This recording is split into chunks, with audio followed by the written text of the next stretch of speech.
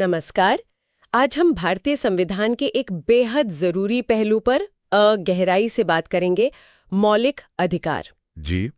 ये वो अधिकार हैं जो संविधान मतलब हर नागरिक को देता है, एक तरह से हमारे होने की गारंटी। बिल्कुल, ये सिर्फ अधिकार ही नहीं है। ये एक तरह सा कवच जैसे हैं।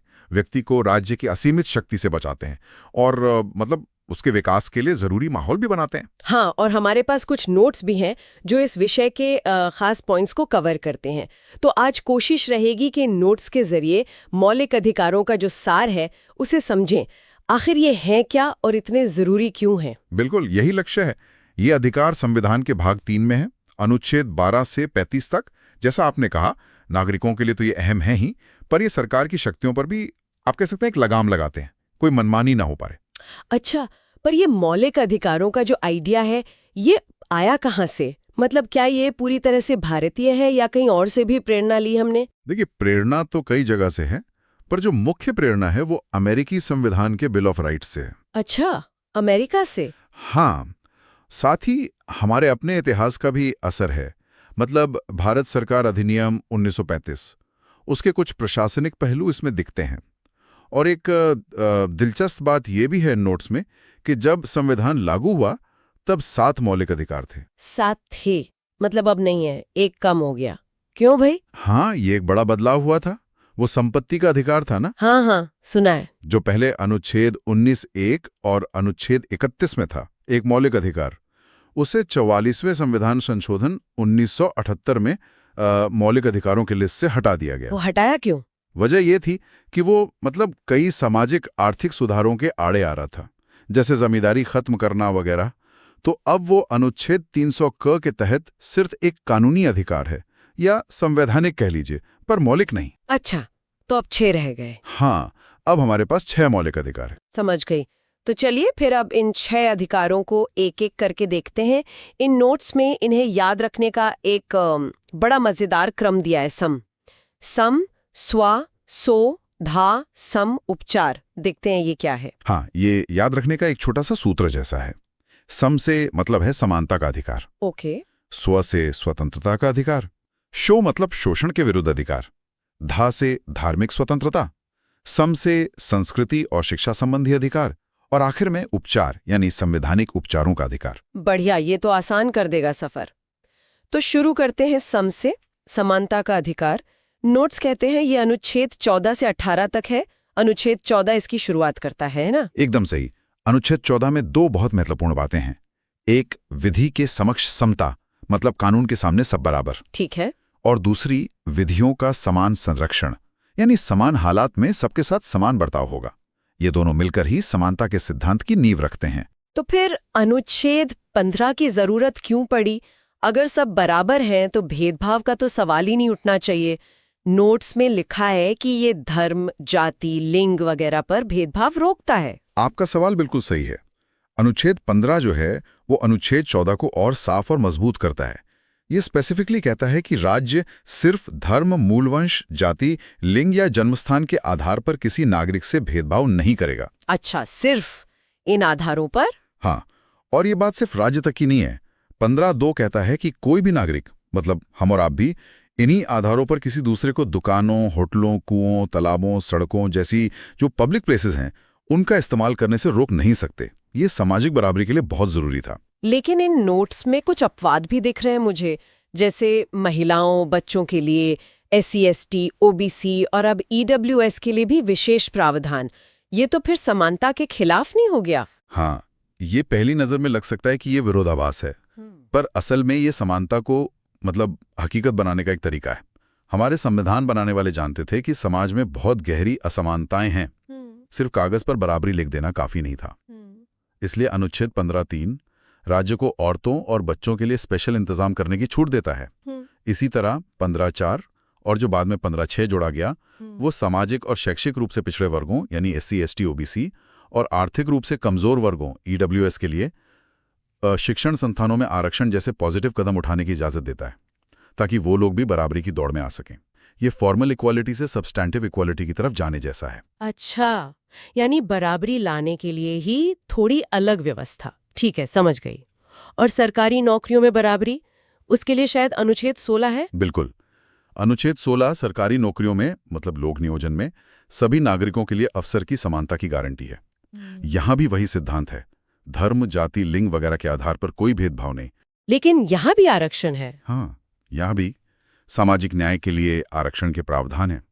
जैसे 16(4) पिछड़े वर्गों के लिए जिनका सर्विसेज में पर्याप्त प्रतिनिधित्व नहीं है। फिर 16(4)(a) SC/ST के लिए प्रमोशन में आरक्षण की बात करता है। और 16(6) EWS के लिए 10% तक आरक्षण का प्रावधान करता है। हाँ, नोट्स में यह भी होगा कि 16(3) के तहत संसद चाहे तो किसी खास नौकरी के लिए उस राज्य या इलाके में रहने की शर्त लगा सकती है। समानता के अधिकार में आखिरी 2 अनुच्छेद हैं, 17 और 18। नोट्स में बस लिखा है अस्पृश्यता का अंत और उपाधियों का अंत।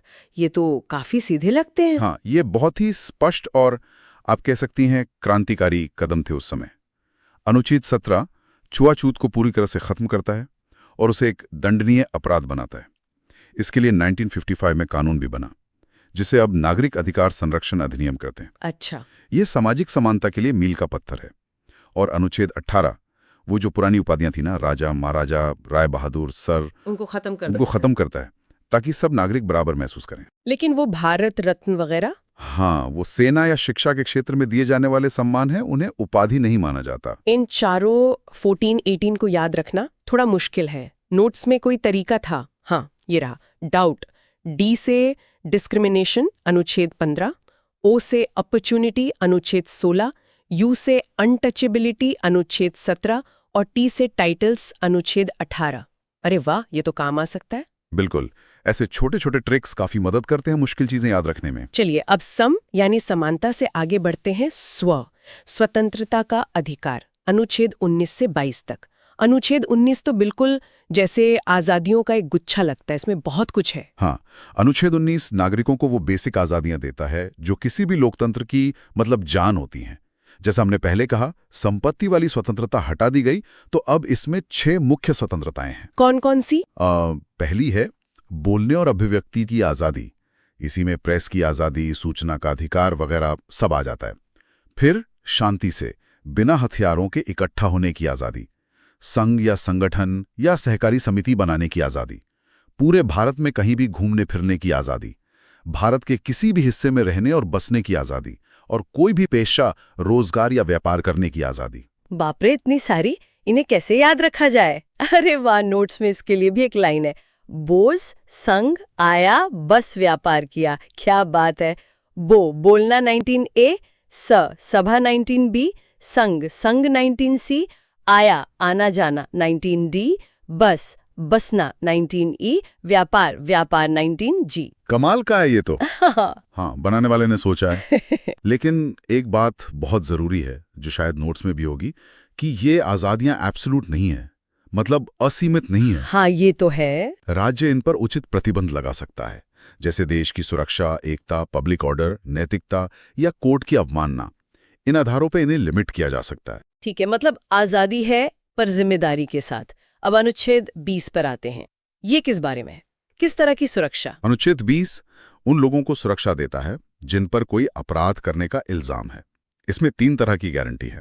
पहला, किसी को उस कानून के तहत सजा नहीं मिल सकती जो जुर्म करते वक्त लागू ही नहीं था, मतलब कानून पीछे जाकर लागू नहीं होगा। Okay, no ex post facto law. जी।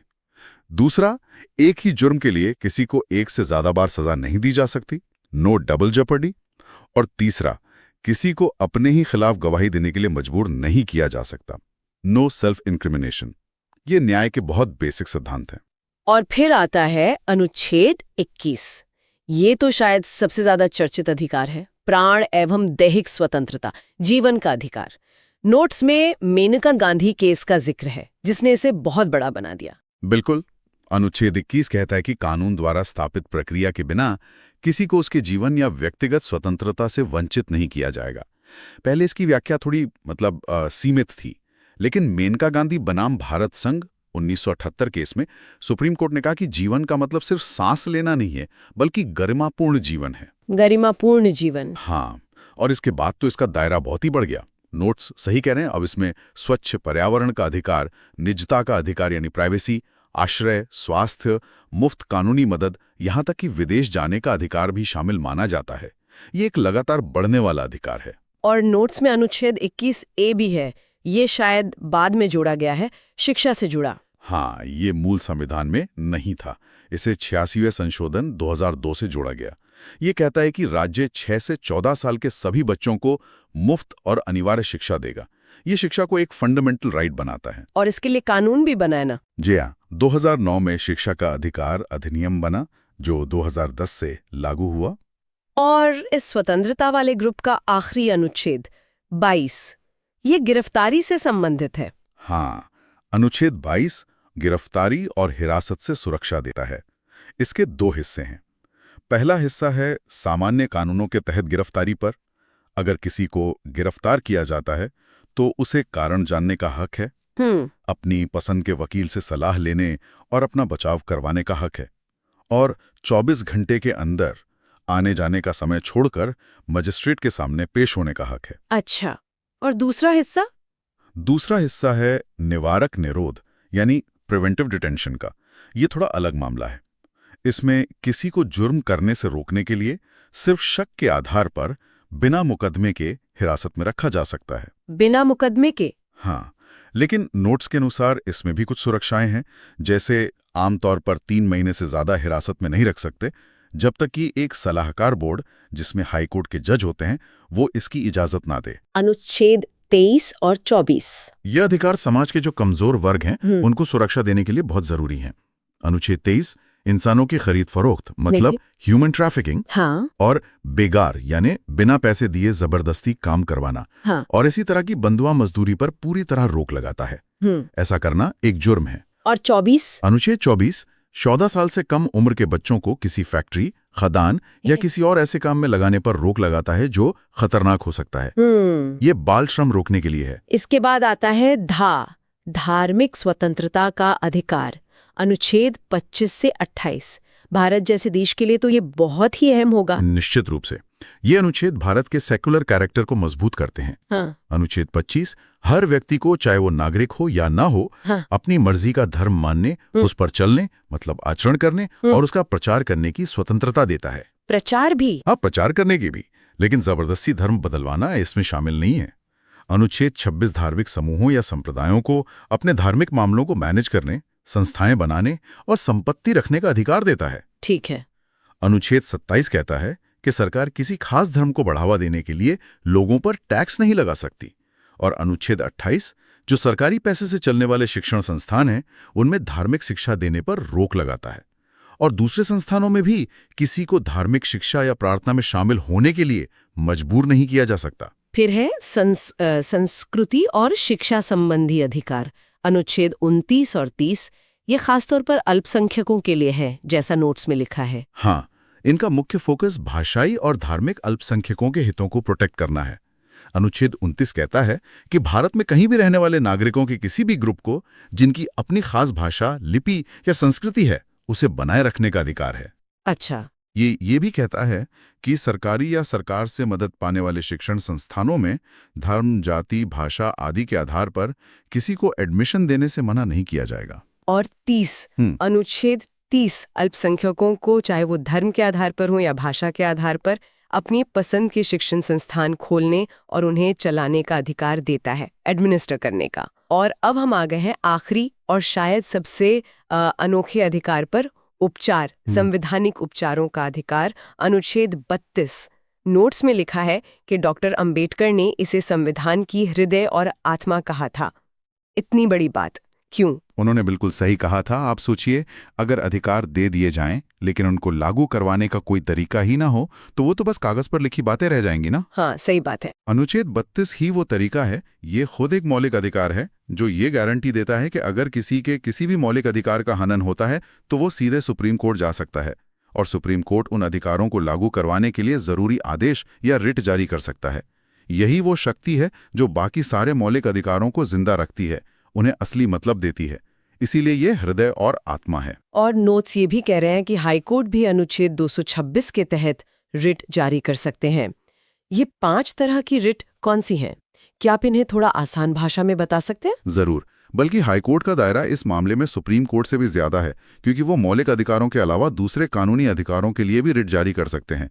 ये 5 रिट एक तरह के कोर्ट के स्पेशल आदेश हैं। अच्छा। पहला है बंदी प्रत्यक्षीकरण, हाँ। Habeas corpus. हाँ। इसका मतलब है शरीर को पेश करो। ओके। अगर किसी को लगता है कि उसे गैर कानूनी तरीके से हिरासत में रखा है, हाँ। तो कोर्ट आदेश देता है कि बंदी को कोर्ट के सामने लाओ और बताओ क्यों रखा है। हाँ। गैर कानूनी है तो छोड़ना पड़ेगा। ओके। दूसरा है परमादेश, मेंडेमस। हाँ। मतलब हम आदेश देते हैं। हाँ। ये तब जारी होता है जब कोई सरकारी अफसर या संस्था हाँ। अपना कानूनी कर्तव्य पूरा नहीं कर रही हो। हाँ। कोर्ट उसे वो काम करने का आदेश देता है।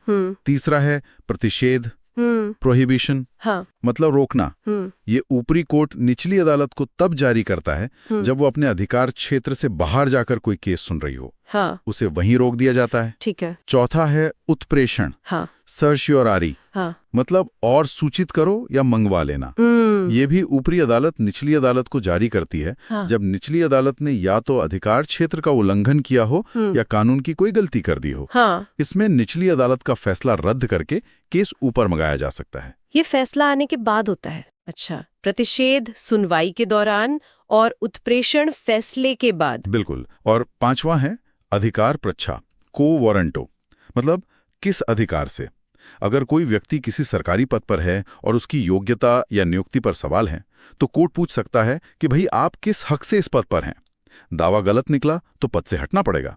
ये तो सचमुच नागरिकों के हाथ में बहुत बड़ी ताकत है अपने अधिकारों को बचाने के लिए। अच्छा, इन नोट्स में कुछ और जरूरी बातें भी हैं, जैसे ये फर्क कि कौन से अधिकार सिर्फ भारतीयों को मिलते हैं और कौन से विदेशियों को भी। हाँ, ये जानना जरूरी है।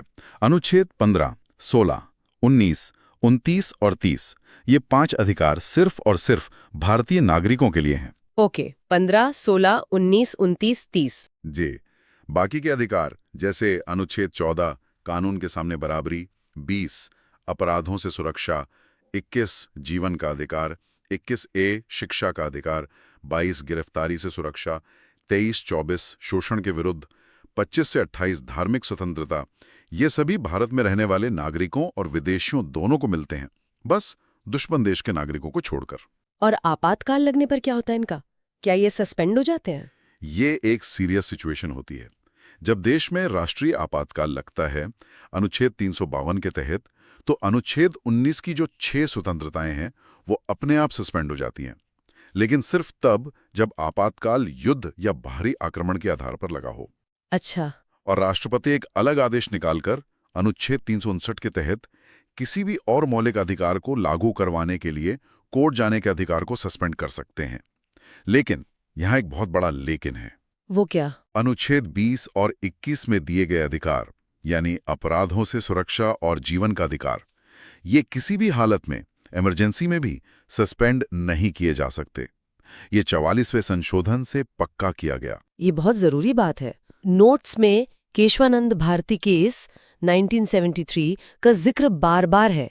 इसकी क्या खासियत है? केशवानंद भारती केस तो मतलब भारतीय जुडिशरी के इतिहास का सबसे लैंडमार्क फैसला है। इसी केस में सुप्रीम कोर्ट ने संविधान के मूल ढांचे यानी बेसिक स्ट्रक्चर डॉक्ट्रिन का सिद्धांत दिया था। Basic structure? हाँ, कोर्ट ने कहा कि संसद संविधान में बदलाव तो कर सकती है, मौलिक अधिकारों में भी, लेकिन वो संविधान के मूल ढांचे को नहीं बदल सकती, उसे नष्ट नहीं कर सकती।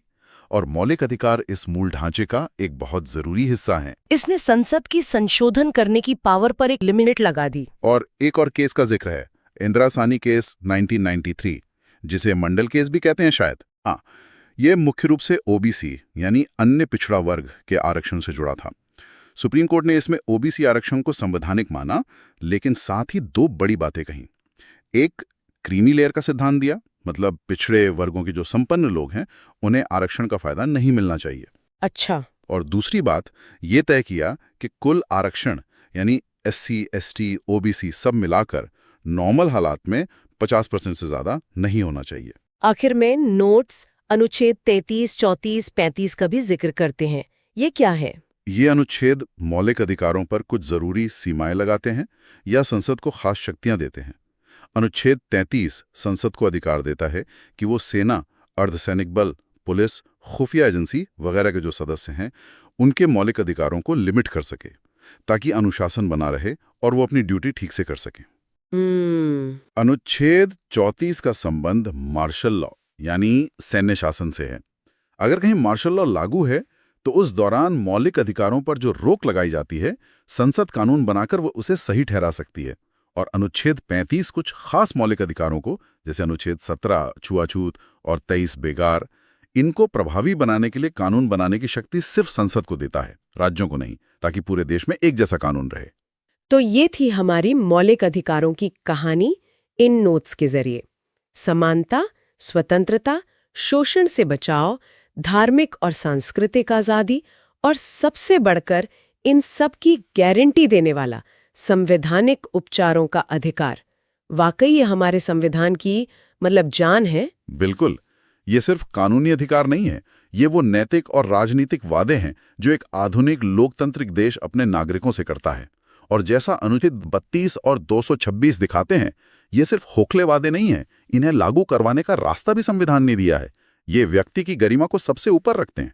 हाँ, और सम, स्व, शो, धा, सम, उपचार, ये क्रम तो अब बिल्कुल दिमाग में बैठ गया है। इन नोट्स ने वाकई काफी मुश्किल विषय को समझने में मदद की। और ये भी याद रखना चाहिए कि ये अधिकार स्टैटिक नहीं है, ये जिंदा हैं। जैसे हमने अनुच्छेद 21 के मामले में देखा, कोर्ट्स ने समय के साथ इनकी व्याख्या की है, इनके मतलब को विस्तार दिया है। समाज बदलता है, जरूरतें बदलती हैं, और इन अधिकारों की समझ भी उसी हिसाब से विकसित होती है। बिल्कुल सही कहा। और यहीं से एक सवाल मन में आता है जिस पर शायद हम सब सोच सकते हैं। जैसे जैसे दुनिया बदल रही है, टेक्नोलॉजी इतनी हावी हो रही है, क्या हमारे मौजूदा मौलिक अधिकार काफी हैं? क्या भविष्य में हमें कुछ नए मौलिक अधिकारों की जरूरत पड़ेगी? आजकल जैसे राइट टू प्राइवेसी पर इतना जोर है, क्या राइट टू इंटरनेट एक्सेस या राइट टू बी फॉरगॉटन जैसे अधिकार भी मौलिक अधिकारों का हिस्सा बनने चाहिए? ये सोचना दिलचस्प है कि हमारे ये बुनियादी अधिकार आने वाले कल की चुनौतियों के लिए कितने तैयार हैं।